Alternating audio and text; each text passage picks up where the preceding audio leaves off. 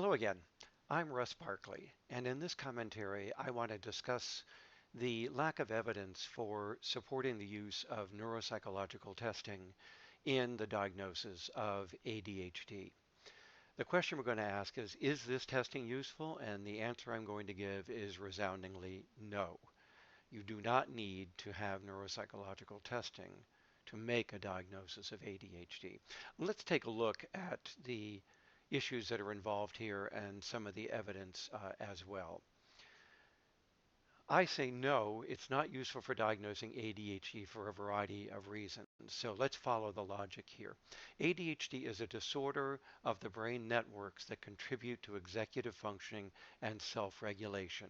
Many of these networks originate in the prefrontal cortex, but they extend throughout the brain. So logically, given the neuroanatomy, the well-established neuroanatomy of ADHD, ADHD has to be a disorder of executive functioning. So I think we can all accept that. It's a fait accompli. But only 25 to as many as 50% or less of cases of ADHD are deficient or impaired on tests of executive functioning, even though they have legitimate ADHD based on standard diagnostic criteria. So what's going on here? The person meets criteria for ADHD following a standard clinical evaluation. We know that ADHD arises from the brain networks related to executive functioning. So why aren't these tests picking up this deficit? This has led a number of individuals working in the field of ADHD to conclude that ADHD isn't a disorder of executive functioning because so many people with ADHD can pass these tests. But wait a second. That's based on a faulty premise. The premise is that the test is the gold standard for detecting executive functioning and its deficits, and therefore if you don't fail the test, you don't have executive function deficits.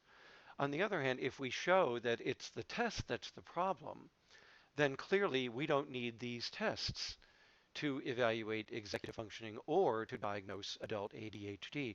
First of all, as I'll show, the false negative rates are way too high for these tests. What does that mean? It means that most people can pass the test and still have the disorder.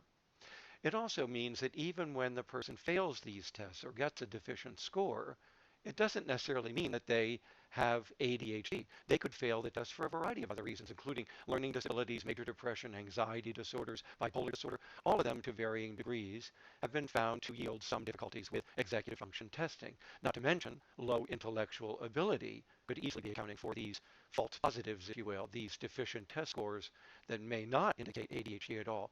So normal test scores can't rule out the disorder. Positive test scores can't rule it in.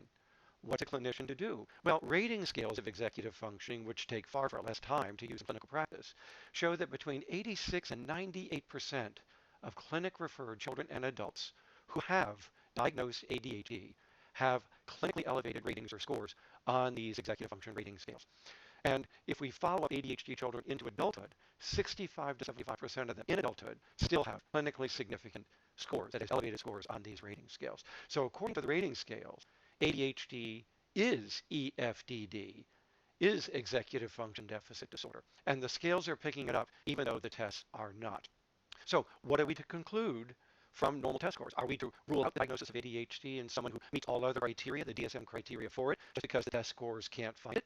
And the answer is no. Clearly you can see that it's the test scores that need to be thrown out and replaced by, or at least supplemented by, the use of executive function rating scales that are much more sensitive. The kinds of everyday executive function deficits adults with ADHD or even children with ADHD are going to have in their natural everyday life settings and major domains of life activity. So which measurement approach should we use? Obviously, the rating scales are better, far better than the tests are. And in my opinion, you don't need these neuropsychological tests at all. So here's an example in case you don't believe what I'm saying. This comes from one of my studies comparing adults with ADHD to a clinical control group, many of whom had elevated levels of ADHD symptoms but didn't quite meet diagnostic criteria, and then a community control group. And what are we seeing here? Here's a rating scale of executive functioning. Notice that both the ADHD and the clinical groups have highly elevated scores on the rating scales of executive functioning. So clearly, the degree of ADHD symptoms in these two clinic populations is related to EF deficits on rating scales. Now look over here at the neuropsychological tests we gave to these individuals. Don't worry about the names of the tests. The point is simply obvious. Neuropsychological tests could not pick up the disorder. Only as much as 25% of the adults in these clinical groups who had EF deficits on rating scales performed poorly on this battery of EF tests. So clearly there is a marked disparity between the results you'll get from neuropsychological tests and from rating scales of EF when you evaluate adults with ADHD. And the rating scales are clearly much more sensitive to these deficits. Now, let's go on and look at a second study. Here are the children in my Milwaukee longitudinal study that we followed up until their late 20s and early 30s. And there we divided them into those whose ADHD had persisted, that's the P, versus those whose ADHD had not persisted, many of which still had elevated symptoms of the disorder, but no longer met diagnostic criteria. And then we have a community control group here. Now, we see the exact same pattern. Here's the rating scales of executive function, and children whose ADHD persisted to adulthood had markedly elevated scores on these tests. Most of them, in fact, were in the impaired or deficient range on these tests. Children whose ADHD had not persisted, but who still had some symptoms, still showed elevated problems on executive functioning rating scales, but not as much as the ADHD persistent group. And you can see the control group is down here where it should be, having very low rates of impairment on the rating scales. Now, just as with the last slide, look over here. Here's another battery, a different battery of executive functioning tests. And what do we find? Most of the children with ADHD, whether it persisted or not, could pass these tests. Only a very small percentage, again, about 25% or less, failed these tests. So if you're going to believe the tests, most people with ADHD don't have executive functioning problems. On the other hand, if you believe the rating scales, most people with ADHD, particularly if it persists to adulthood, are going to have major executive problems in daily life. And now you can see why the tests are so poor at diagnosing ADHD. They simply can't detect the executive deficits that go with the disorder. The problem, again, is with the tests, not with the disorder or its diagnosis. So anyone who meets traditional diagnostic criteria for ADHD should get the diagnosis, regardless of what these particular tests may show. The tests are not valid or accurate enough to be the gold standard for diagnosing adults with ADHD. So also, let me add some further evidence to the mix here. Evaluations show that executive function tests have no correlation with executive function rating scales or even with ADHD rating scales. What does that mean? Well, whatever the tests are measuring, it's not the same thing as the rating scales. And we already know that the rating scales are picking up on these daily executive function deficits in daily life. So the tests are picking up something, probably intellectual delay or subnormality, but they're not picking up ADHD or executive function in daily life. Moreover, the executive function tests do not predict impairments in major life activities. The only area they seem to be predictive of in a very modest way is academic achievement, and even then they don't do that if you control for level of intelligence.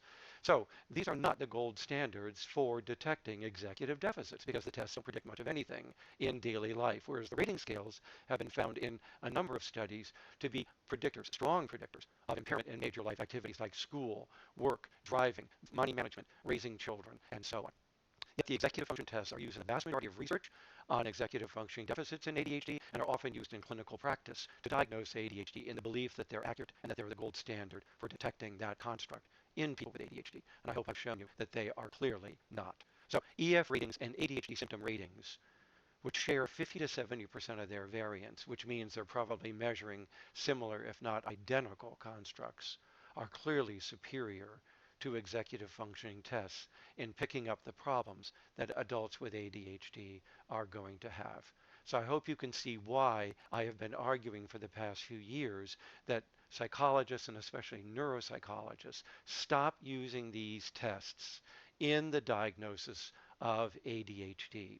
Now, I know we have a dilemma here. Many testing agencies, like the Educational Testing Service, or many government agencies that are going to provide accommodations under the Americans with Disabilities Act, or colleges that want to provide those accommodations, all of them have stated that they require executive function testing for an ADHD diagnosis. But we can challenge that. They shouldn't be requiring it. They're absolutely dead wrong in that requirement. It's going to take time for us to get them to catch up with the literature and eliminate that requirement in the documentation for ADHD when people are asking for these kinds of entitlements and accommodations. But in the meantime, the lay public, and particularly people with ADHD undergoing evaluations, need to know what clinicians need to know, that these tests are not accurate in detecting ADHD in clinical practice. Well, thank you for joining me for this commentary. I hope you found it useful. Good day.